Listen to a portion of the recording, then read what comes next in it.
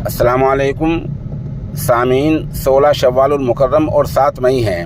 ख़बर का उन्वान है 12 से बड़ी गाड़ी गड्ढे में गिरने से 5 लोगों की मौत और तकरीबन 17 ज़ख्मी। मामला उत्तर प्रदेश का है। ख़बर थोड़ी तफसील से सुनिए।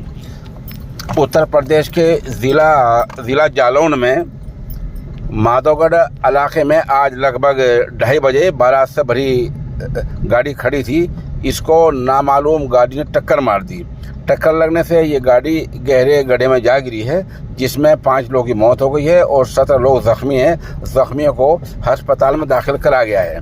वहाँ के पुलिस कप्तान ईरज राजा ने सहाफ़ी को बताया कि हादसा आज 2-2:30 बजे हुआ है और जिसमें 5 लोगों की मौत हो गई है। बहरहाल 5 लोगों की मरने की तस्दीक हो गई है। मरने वाले कौन कौन है, ये खबर आप थोड़ा ये भी सुन लीजिए।